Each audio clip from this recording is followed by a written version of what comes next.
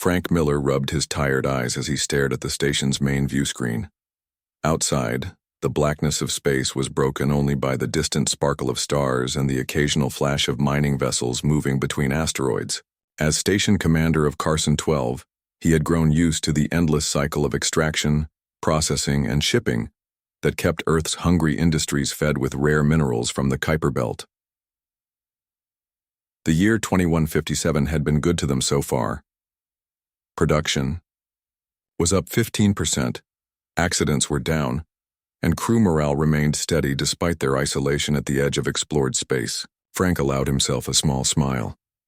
3 years of command, and he finally felt like he had things under control. That feeling lasted exactly 8 more minutes. "Commander, the ISS Horizon is requesting emergency docking procedures," said Diane Warren, her voice sharp with unusual tension. The communications specialist rarely showed emotion, which made the slight tremor in her voice all the more concerning. Frank straightened in his chair. "Horizon isn't due back for another week." "What happened?" "Captain Reeves isn't saying much, sir. Just that they need to show us something right away." Frank nodded and tapped his console. "Doc approved. Tell Reeves I want him and his senior crew in the briefing room as soon as they're aboard." 40 minutes later, Frank watched the color drain from Chief Engineer Paul Adams' face as the recording played on the briefing room's main screen. The footage showed a standard mining operation. Crew members in exosuits carefully attached drilling equipment to a mid-sized asteroid rich in platinum. Nothing unusual until the 17-minute mark. That's when a shimmer appeared near one of the workers, a distortion in space that seemed to bend light around it. "What am I looking at, Reeves?" Frank asked, leaning forward in his chair. Captain Alan Reeves, a stocky man with 20 years of deep space experience, shook his head. "Keep watching." The shimmer moved closer to one of the miners. As it approached, it took on a more distinct shape, vaguely humanoid but wrong in subtle ways, like a poor artist's attempt to draw a person from description alone. Its edges remained blurry, as if it wasn't fully in the same reality as everything else. Most disturbing was how it moved through a solid piece of equipment, passing through metal as if it were air. None of the miners reacted to its presence. They couldn't see it, Reeves explained. "We only caught it on the camera." "Have you run diagnostics on the recording equipment?" Frank asked. "First thing we did," replied Emma Wright, the Horizon's tech specialist. Her red hair was pulled back in a tight ponytail, her eyes bloodshot from hours of analysis. "No malfunctions, no data corruption. Whatever that thing is, it's real." Frank watched as the entity observed the miners for several minutes before disappearing in another shimmer of bent light. "There's more," Reeves said, his voice dropping lower. "We found 5 more instances on different cameras, always watching, never interacting." The room fell silent as Frank considered their options. Protocol was clear. Unknown phenomena were to be reported immediately to Earth Command. "Send the footage to Earth," he finally ordered, "and keep this quiet for now. No need to start rumors until we know what we're dealing with." 3 days passed without response, then 4. By the 5th day, Frank was ready to send a follow-up, when all communications terminals in the station chimed simultaneously. "Priority message from Earth Command," Diane announced over the station-wide system. "Marked urgent and eyes only for Commander Miller." Frank hurried to his private terminal, typed in his security codes, and waited as the message decrypted. The text that appeared was brief and puzzling. Immediate effect: full quarantine of asteroid cluster. J-227. No return missions authorized. All footage of anomaly classified level 10. Information: blackout enforced. Reason: extreme radiation. Hazard, Frank. Read it twice, then a third time. Radiation hazard? Their sensors had detected nothing unusual in that region. He called an emergency meeting of the station's department heads. Security Chief Kyle Morris arrived first, followed by Medical Director Rita Gonzalez, Chief Engineer Paul Adams, and finally, Science Officer Linda Peters, who had been in the middle of cataloging mineral samples. Earth Command has placed a complete ban on returning to the J227 cluster, Frank explained after everyone was seated. "They're claiming radiation hazards." Radiation? Linda scoffed. We have readings from every inch of that cluster. There's nothing dangerous there except maybe that thing. Exactly, Frank agreed. Which means they're hiding something. Or they're scared of something, Rita suggested, her doctor's eyes narrowed in thought. Paul leaned back in his chair, crossing his arms. Typical bureaucratic overreaction. They probably think we found some alien life form and are trying to keep us from making first contact. Kyle, ever the pragmatist, shrugged. Does it matter? Orders are orders. It matters, Linda insisted. If that was some kind of alien intelligence, it's the greatest discovery in human history. Frank held up his hands to quiet the growing debate. For now, we follow orders. The J227 cluster is off limits until further notice. The following weeks proved challenging. Word of the ban spread through the station despite Frank's best efforts. The crew began dividing into camps, those who believed Earth Command had good reasons and those who thought important discoveries were being suppressed. In the station's main cafeteria, arguments grew heated. I'm telling you, governments have been hiding alien contact for centuries, insisted Jack Porter, a junior mining engineer with a fondness for conspiracy theories. This is just more of the same. That's ridiculous, replied Olivia Grant, one of the station's pilots. If aliens existed, we'd have solid proof by now. Maybe we do. Jack gestured toward the ceiling, implying the classified footage. Maybe that's why they're so quick to shut down that whole section of space.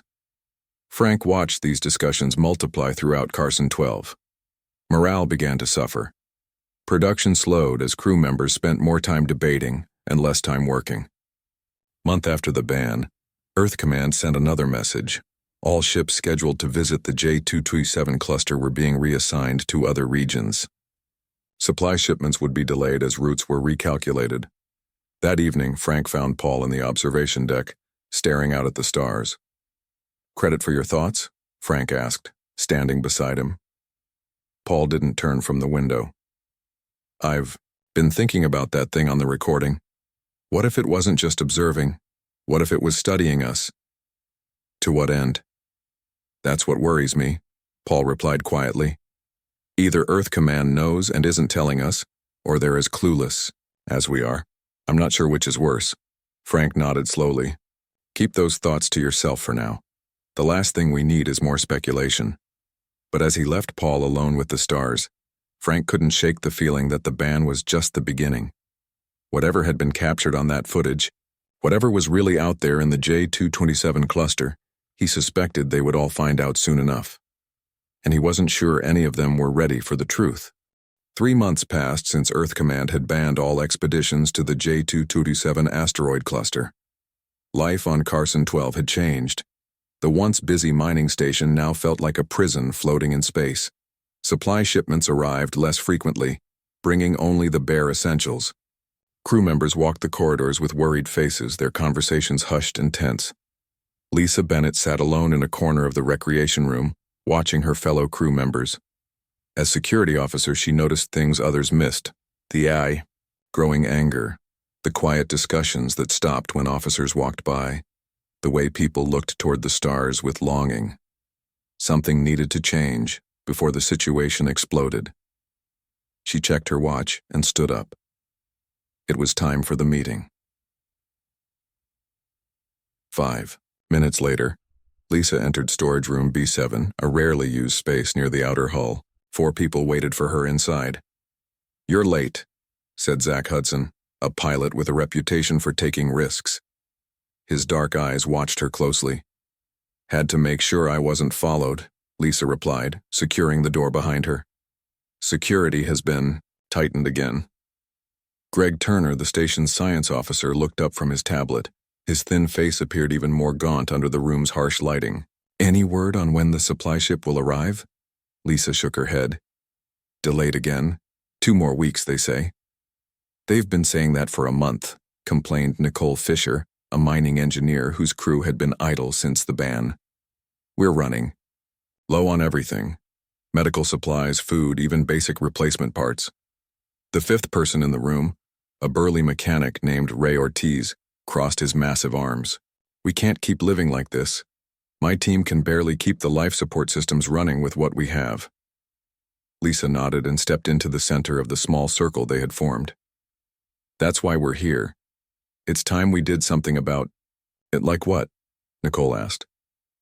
We go back to J227, Lisa said simply. We find out what's really there. The room fell silent. Greg was the first to speak. That's against direct orders. We could lose our jobs, maybe even face criminal charges. What jobs? Ray laughed bitterly. Half the station is shut down. Carson 12 will be abandoned within 6 months if things don't change. Lisa looked at each face in turn. Every major leap in human history came from someone defying orders. If this is first contact, we deserve to be part of it. And if it's something dangerous? Greg asked. Always the careful one. Then we need to know that too, Lisa replied. The ban makes no sense without proper explanation. We need data, not fear. Zach leaned forward, his eyes bright with excitement. I can fly us there. The ISS Horizon is still in maintenance bay. It's the perfect ship for this mission.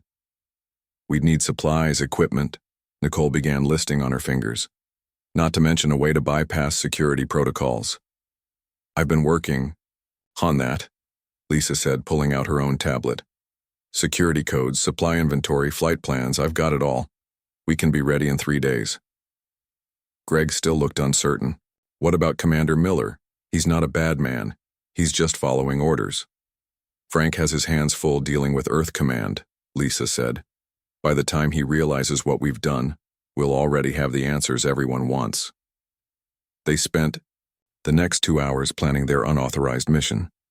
Zach would prepare the ship. Nicole would gather the necessary mining equipment. Ray would handle the mechanical aspects, making sure the Horizon was ready for deep space. Greg, despite his reservations, agreed to prepare scientific instruments to better capture evidence of the entity. Lisa would handle the most dangerous part, using her security clearance to create a false maintenance schedule that would allow them to borrow the Horizon without immediate detection. 3 days later, at the quietest hour of the station's night cycle, the 5 conspirators met at Docking Bay 3. They moved with purpose, each carrying essential equipment for their mission. Final systems check complete, Zach reported from the pilot's seat as the others strapped into their positions. We're good to go. Lisa nodded and activated her tablet one last time. Overriding docking clamps. Now. A soft thunk echoed through the ship as it was released from the station's grip. Take us out, Lisa ordered. Nice and easy. Zach's hands moved confidently across the controls. The Horizon slipped away from Carson 12, its engines barely above idle to avoid drawing attention. We're clear, he announced after 10 tense minutes. Setting course for J227. As the engines powered up to full thrust, Lisa felt a weight lift from her shoulders. They were doing the right thing. They had to be. Back on Carson 12, Frank Miller was awakened by an urgent call from the night shift supervisor. Sir, we have a problem, came the nervous voice. The ISS Horizon is gone. Frank sat up in bed, instantly, alert. What do you mean, gone? It's not in the maintenance bay. Docking logs show it left the station 40 minutes ago. Security Officer Bennett's codes were used to authorize departure. Frank closed his eyes briefly. Lisa. He should have seen this coming. Who went with her? He asked, already getting dressed. We're checking the security footage now, but preliminary reports suggest Science Officer Turner, Pilot Hudson, Engineer Fisher, and Mechanic Ortiz. A good team, Frank had to admit. They'd chosen their skills well. Track them, he ordered, and get me a secure line to Earth Command. Priority 1. 20 minutes later, Frank stared at the face of Admiral Carla Wilson on his screen. Her expression remained neutral as he explained the situation.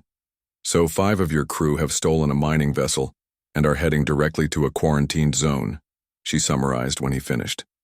Is that correct, Commander Miller? Yes, Admiral. I take full responsibility. She cut him off with a wave of her hand. This situation was anticipated. We're sending recovery coordinates to your station now. Frank blinked in surprise. Recovery coordinates? Yes. A stealth vessel has been monitoring your station since the quarantine was established. The ESS Vigilant, under Commander Susan Kelly. They've been instructed to shadow your rogue crew. With all due respect, Admiral, what is going on? What's so important about that asteroid cluster that Earth Command would place a stealth ship near my station? Admiral Wilson's expression hardened. That information remains classified, Commander. Your orders are simple. Maintain normal operations. Do not attempt to contact the horizon. Do not inform the rest of your crew about the ESS Vigilant. And 5 people on the horizon? For the first time, something like regret crossed the Admiral's face. Recovery mission authorized. Containment protocols in effect. All footage must be surrendered upon return. Containment protocols? Frank repeated, a cold feeling spreading through his chest. What does that mean for my crew? It means, Commander Miller, that the safety of Earth and its colonies takes precedence over 5 individuals who deliberately violated a quarantine order.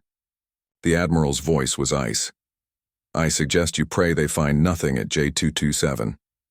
The communication ended, leaving Frank alone with his thoughts and fears. Aboard the horizon, blissfully unaware of the danger following in their wake, Lisa and her team laughed and shared stories as they sped toward the mysterious asteroid cluster. To discovery, Zach toasted, raising a container of synthetic coffee. To breaking the rules, added Ray with a grin. Lisa smiled and looked out at the stars streaking past the viewport. To finding the truth. Only Greg remained quiet, his scientific mind turning over possibilities. What exactly had they seen in that footage? And why would Earth Command react so strongly to it? They would have their answers soon. The J227 cluster was just 5 days away. 5 days passed quietly aboard the ISS Horizon. The small crew settled into a routine, each person handling their assigned tasks while the ship pushed steadily toward the J227 asteroid cluster. The excitement of their rebellion had faded somewhat, replaced by quiet determination and, though none would admit it aloud, a growing sense of unease. 2 hours until we reach the outer boundary of J227, Zach announced from the pilot's seat. His usual confident smile seemed forced. Lisa nodded, checking the security systems one final time. Everyone remember the plan. We observe first. No direct engagement until we know what we're dealing with. Greg had barely slept during the journey. Dark circles hung under his eyes as he calibrated his equipment. I've modified our recording devices to capture across a wider spectrum. If these entities exist partially outside our normal reality, standard cameras might miss crucial details. You think there's more than one? Nicole asked, looking up from her station. Greg shrugged. 1, dozens, thousands. We have no way to know. But it seems unlikely that we just happened to spot the only one in existence on our first recording. Ray entered the bridge, wiping his hands on a rag. Engines are running smooth. I've set up the special equipment you wanted, Kevin. Kevin Marshall, the equipment specialist who had joined their group at the last minute, looked pleased. Perfect. I've placed recording devices around the entire ship. Whatever these things are, we'll catch them from every angle. Lisa studied, her unlikely crew. Each had their reasons for coming. Zach for the thrill, Greg for scientific discovery, Nicole and Ray because Carson 12 was slowly dying under the ban. Kevin had been the last addition, an expert with surveillance equipment whose curiosity outweighed his fear. Look, Zach suddenly called out. There it is. The main view screen showed the J227 cluster coming into view. Dozens of asteroids of varying sizes drifted in a loose formation, their surfaces glinting with metal and ice in the distant sunlight. I'm picking up residual energy signatures from our previous mining operations, Nicole reported, studying her screens. Everything looks normal. Too normal, Greg muttered. No radiation hazards that I can detect. Earth Command's explanation doesn't hold up. Lisa stood behind Zach, hands on the back of his chair. Take us in. Start with the largest asteroid. That's where we found the first entity. The horizon glided smoothly between the outer asteroids, its engines humming quietly as Zach navigated the field with expert precision. Everyone watched the view screens and monitors. tense and alert for any sign of the mysterious beings. "I've got something," Kevin said after nearly an hour of searching. "Portside external camera. Some kind of distortion." They all turned to look at the feed from the port camera. At first there was nothing but the rocky surface of a nearby asteroid. Then a shimmer appeared, similar to heat waves rising from hot pavement on Earth. "That's it," Lisa breathed. "That's what we saw in the original footage." The shimmer moved closer to the ship, gradually taking on that same vaguely humanoid shape. "It knows we're here," Greg said, his voice barely above a whisper. "It's coming. To investigate us." "Or say hello," Zach suggested, though he didn't sound convinced. The entity stopped about 20 meters from the hull, hovering in space without any visible means of propulsion. For several long minutes, nothing happened. It simply remained there, its form shifting slightly as if it were made of smoke, caught in a gentle breeze. "I'm getting strange energy readings," Greg reported, eyes fixed on his instruments. "Nothing. Dangerous, but definitely not natural." Suddenly, the entity vanished. "Where did it go?" Nicole asked, scanning all the external cameras. "Unknown," Kevin replied, switching between feeds. "No sign of it on any... Wait." He pointed to a different screen. "There's something new. Look at the largest asteroid." The view shifted to show the surface of the largest asteroid in the cluster. What had appeared to be an ordinary rock formation now seemed to be changing. A section of the surface approximately 10 meters wide was shifting, rearranging itself. "Are those doors?" Ray asked incredulously. Indeed, what had looked like natural rock was now clearly an entrance of some kind. Panels of stone-like material slid apart, revealing a dark opening leading into the asteroid. "That wasn't there before," Lisa said firmly. "Not in any of our previous mining surveys." Greg's instruments beeped frantically. "The energy signature is coming from inside, and it's growing stronger. What do we do?" Nicole looked to Lisa, who had become their de facto leader. Lisa hesitated only briefly. "We came for answers. The only way to get them is to go inside." "That's crazy," Ray protested. "We have no idea what's in there." "I agree with Ray," Greg said. "We should establish proper quarantine procedures first. Take samples from the exterior, send in drones." "We don't have that kind of time," Lisa cut him off. "Commander Miller has definitely reported us by now. Earth Command could send ships to retrieve us at any moment." Zach, who had been unusually quiet, finally spoke up. "I can dock us near the entrance, but I'm with Greg on this one. We should be careful." After a heated debate, they reached a compromise. They would dock near the entrance, and a small team would investigate while others remained on the ship. Lisa, Greg, and Kevin would go inside, while Zach, Nicole, and Ray would stay aboard the Horizon, ready to extract them if anything went wrong. An hour later, Lisa, Greg, and Kevin stood before the mysterious entrance, wearing full environmental suits. The opening was even stranger up close. The edges seemed to pulse slightly, adjusting to their presence. "Readings show breathable atmosphere inside," Greg reported. "But keep your suits sealed just in case."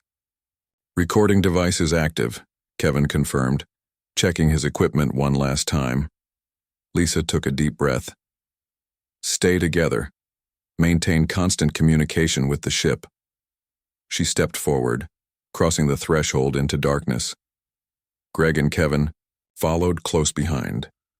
The interior was nothing like they had expected.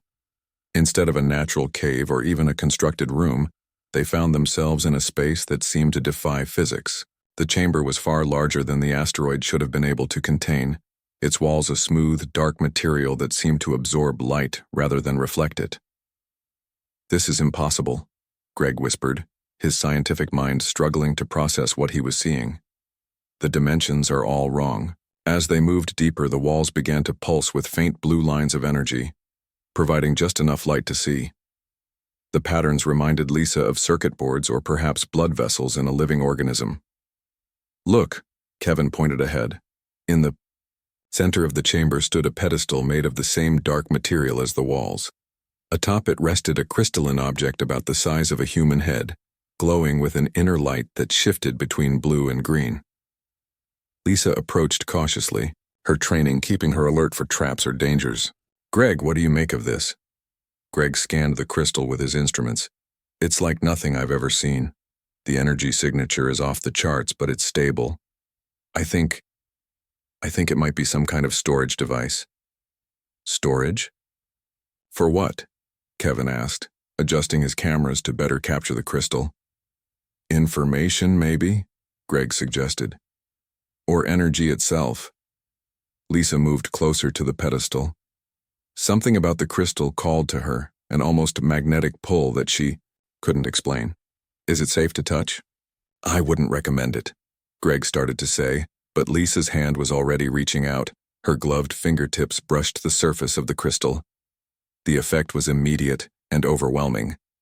The crystal flared with brilliant light. And suddenly, the entire chamber was filled with projected images, three-dimensional, vivid, and terrifying. They saw Earth, but not as they knew it. Cities in flames, millions of people fleeing, the ground itself splitting open to swallow entire communities, the sky darkened with smoke and ash. "What is this?"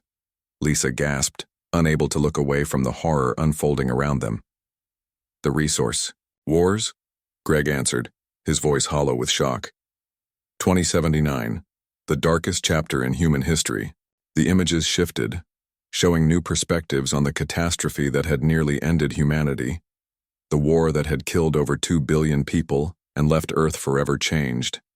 And there, among the destruction, they saw them, the entities, dozens, perhaps hundreds moving unseen among the suffering humans watching with what could only be described as satisfaction. "They were there," Kevin whispered. "During our worst moment, they were watching us die." The crystal pulsed again, and a new set of images appeared. Other worlds, other species, all suffering similar fates while the entities observed. Miles away, hidden in the shadow of a smaller asteroid, Commander Susan Kelly of the ESS Vigilant received an urgent transmission from Earth Command. The message was brief but crystal clear. "Extract our people. Destroy the structure. Authorization code. Extinction protocol." Lisa tore her eyes away from the horrifying images projected by the crystal. Her mind struggled to process what she was seeing. Scenes of human suffering throughout history, always with the transparent entities watching from the shadows. "We need to go," she said, her voice shaking. "Now." Greg didn't move. His scientific curiosity kept him rooted in place as he studied the projections. "Wait, I need to download whatever data I can. This is evidence of long-term alien observation of humanity." "Those aren't just observers," Kevin said, his face pale behind his helmet visor. "Look at their expressions, or whatever passes for expressions with these things. They're enjoying it." Greg reluctantly tore his attention from the projections and pulled out a small device from his pack. He held it near the crystal, which hummed in response. "I'm copying whatever data I can. We can analyze it back on the ship." Lisa's communications unit crackled. "Lisa, do you copy?" Zach's voice came through, tense and urgent. "We're picking up another ship approaching the cluster. Not from Carson 12. Earth Command," Lisa guessed. "How long until they reach us?" 20 minutes, maybe less, Zach replied. "They're moving fast." "We're coming back now," Lisa decided. "Greg, wrap it up." Greg nodded, waiting as his device beeped. To signal the download was complete. He carefully disconnected from the crystal, but the projections didn't stop. If anything, they grew more intense, expanding to fill more of the chamber. As the three turned to leave, Lisa noticed something alarming. The entrance they had come through was now smaller than before, the edges slowly closing in. "Run!" she shouted, pushing Kevin ahead of her. "The door is closing!" They sprinted across the impossible chamber, their boots echoing on the strange floor. The entrance continued to shrink, now barely wide enough for a person to fit through. Kevin reached it first, squeezing through with his equipment. Greg followed, his slimmer frame passing easily. Lisa dove through last, feeling the edge of the doorway brush against her suit as it continued to close behind her. Outside, they didn't stop running until they reached the horizon, docked 100 meters away. They stumbled into the airlock, gasping for breath. What happened in there? Nicole demanded as she helped them remove their helmets. No time, Lisa panted. Zach, get us out of here. Now. Zach was already seated at the controls, powering up the engines. That other ship is closing fast. They'll be in weapons range in 10 minutes. Weapons range? Ray looked alarmed. Why would they fire on us? Greg, still catching his breath, pulled out his data device. Because of what we found. These entities, they're not just watching us. He connected the device to the ship's main computer, pulling up the information he had downloaded. The main screen filled with fragmented data, images, symbols, and what appeared to be translations from an unknown language. Greg quickly sorted through it, finding the most relevant pieces. They call themselves the Witnesses, he explained as the ship pulled away from the asteroid. But that's not quite right. They're more like harvesters. Harvesters of what? Nicole asked, a chill running down her spine. Emotional energy, Greg said, his voice hollow. Specifically the kind generated by suffering and conflict. They feed on it. And they've been doing it for thousands of years across countless civilizations. The ship shuddered as Zach pushed the engines harder, weaving between asteroids to put as much distance as possible between them and the mysterious structure. You're saying these things feed on our pain? Kevin asked, horrified. Like some kind of emotion vampires? Greg nodded grimly. Not just feed, they farm it. According to this data, they've manipulated events throughout our history. Wars, disasters, plagues, they didn't cause them directly, but they nudged things in the right direction. A sudden realization hit Lisa. The resource wars. 2 billion people dead, civilization nearly wiped out. That was them? A feast, Greg confirmed, looking sick. The biggest they'd had in centuries. The ship's proximity alarm blared. Ray checked the sensors, his face going pale. That other ship, it's gaining on us. And it's not alone. I'm detecting energy signatures all around us. Lisa looked at the external camera feeds. The space between asteroids was no longer empty. Dozens of shimmering forms moved through the vacuum, their semi-transparent bodies now more defined, more purposeful. The Witnesses, Kevin whispered. They know we know. The ship lurched violently. Warning lights flashed across the control panels. What was that? Lisa demanded, grabbing onto a support rail to stay upright. Engine malfunction, Zach reported, his fingers flying over the controls. Something's interfering with our systems. Greg studied his data again, scanning quickly through the information. They can affect technology. It's here in the data. They exist partially in another dimension or reality, which lets them manipulate electric fields and electronic systems. Another jolt rocked the ship. More warning lights appeared. They're trying to stop us from leaving, Lisa realized. They don't want us taking this information back to Earth. The other ship is hailing us, Nicole announced from the communication station. Lisa hesitated, then nodded. Put them through. The main screen changed to show a stern-faced woman in Tianjin, an Earth Command uniform. This is Commander Susan Kelly of the ESS Vigilant. Power down your engines and prepare to be boarded. We're under attack by unknown entities, Lisa responded. We need assistance, not threats. Commander Kelly's expression didn't change. We know about the entities, that's why we're here. Your unauthorized mission has endangered not just yourselves, but potentially all of humanity. Stand down immediately. Lisa looked to her crew, seeing the same question in all their eyes. Could they trust Earth Command? The organization that had hidden the truth from them? Before she could decide, the ship rocked again, more violently than before. This time the lights flickered and died, leaving only emergency lighting. We've lost main power, Ray reported grimly. Life support switching to backup. Commander Kelly, Lisa said, turning back to the screen. Whatever your orders are, we need help. These things are disabling our ship. Kelly's expression softened slightly. We'll dock with you and evacuate your crew. But be warned, some of you may already be compromised. Compromised, Nicole echoed. What does that mean? The answer came in the most horrifying way possible. Ray suddenly stood from his station, his movements stiff and unnatural. When he turned to face them, his eyes were glazed over, reflecting a strange inner light. "The harvest must continue," he said in a voice that wasn't entirely his own. "Knowledge is forbidden. Resistance is temporary." Kevin reached for the emergency weapon stored under his console, but Ray moved with impossible speed, grabbing him by the throat and lifting him off the ground. "Ray, stop," Lisa shouted, rushing forward. "This isn't you." Greg checked his data, frantically. "It's here in the files. Prolonged exposure to the entities can lead to temporary possession. They're using him." Zach abandoned the controls and tackled Ray from behind, breaking his grip on Kevin. The two men crashed to the floor, Zach struggling to restrain his friend, who now fought with inhuman strength. "We need to restrain him," Lisa ordered, helping Kevin to his feet. "Nicole, get the emergency sedatives from the medical kit." As Nicole rushed to comply, a new alarm sounded. The ESS Vigilant had arrived alongside them, ready to dock. But it wasn't just Ray who was affected. Across the ship, systems began to activate on their own. Doors opened and closed. Lights flashed in patterns. The very ship seemed to be turning against them. "They're in the systems," Greg realized. "The longer we stay here, the more control they gain." Lisa made her decision. "We abandon the horizon.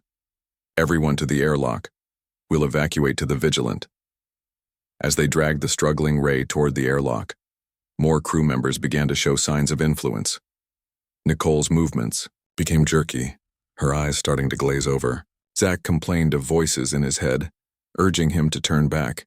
Only Lisa, Greg, and the injured Kevin seemed resistant to the effects. "Why aren't we affected?" Lisa wondered aloud as they reached the airlock. Greg checked the data one last time before sealing his device. The entities feed on negative emotions: fear, pain, anger. Those who maintain positive emotional states seem more resistant to their influence. The airlock cycled open to reveal Commander Kelly and a team of heavily armed soldiers in specialized suits. "Move quickly," Kelly ordered. "We need to get you out of here before more of you turn." As they transferred to the Vigilant, Lisa looked back at the horizon, their stolen ship, now a prison for the entities trying to prevent their escape. In the distance, the asteroid structure glowed with unnatural light, more entrances opening across its surface. "What happens now?" she asked Kelly as the Vigilant's airlock sealed behind them. "Now," Kelly said grimly, "you learn why Earth Command placed the ban in the first place." The ESS Vigilant shot away from the asteroid cluster, its advanced engines pushing it to speeds the mining vessel could never achieve.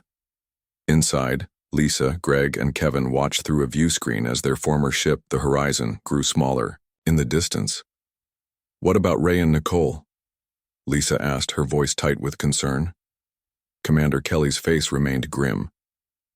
"If we can get them far enough away from the entity's influence, they might recover. If not—" She didn't finish the sentence. A sudden flash of light made them all flinch. Where the asteroid cluster had been, a blinding explosion now bloomed in space. "What did you do?" Greg demanded, turning to Kelly. "Following orders," she replied calmly. "The structure has been destroyed along with any entities inside it. Earth Command has authorized the extinction protocol." "You can't just blow them up," Kevin protested. "They exist partially in another dimension. Conventional weapons—" "Not conventional," Kelly interrupted. "Quantum displacement bombs, designed specifically for multidimensional targets. We've been developing them since we first discovered the witnesses 5 years ago." Lisa stared at the fading explosion. 5 years? You've known about them for 5 years and kept it secret?" Kelly motioned for them to follow her deeper into the ship. They walked through pristine corridors until they reached a secure briefing room. Inside, screens lined the walls, and a holographic display occupied the center of the table. "Sit," Kelly ordered. "It's time you understood what you've stumbled into." As they took their seats, Kelly activated the holographic display. Images appeared in the air, familiar scenes of the witnesses observing human disasters throughout history. Earth Command first encountered the witnesses during a deep space mission in 2152, Kelly explained. Like you, we found a structure, a crystal, and learned the truth. These entities have been farming emotional energy from sentient species for millennia. Greg leaned forward, studying the images. My data download suggests they've destroyed entire civilizations. Is that true? Kelly nodded. Thousands of them. They find developing species subtly influence their development to maximize conflict and suffering, then harvest the emotional energy until the species destroys itself. But humanity survived our worst moment, Lisa pointed out. The resource. Wars didn't end us. Exactly, Kelly said, a hint of pride entering her voice. That's what makes humans special. We came to the brink but pulled back. The witnesses weren't expecting that. It frustrated them. The holographic display changed to show new images. Earth command ships engaging with the witnesses near different planets and asteroid fields. For the past 5 years, we've been fighting a shadow war, Kelly continued. They've been attempting to trigger new conflicts, new suffering. We've been stopping them wherever we can. But we kept it secret because knowledge of their existence makes them stronger.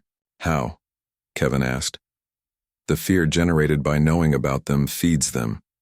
It also makes people more susceptible to their influence.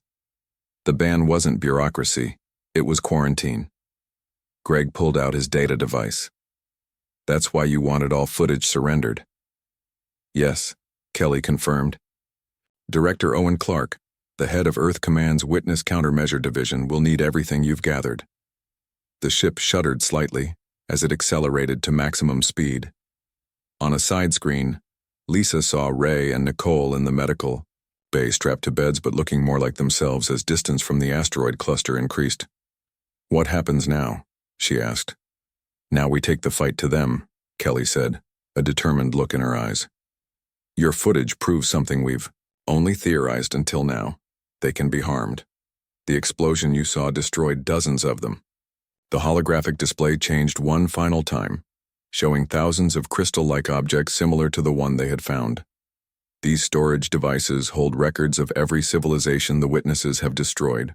With this knowledge, we can find weaknesses, develop better weapons, maybe even find survivors from other species to ally with.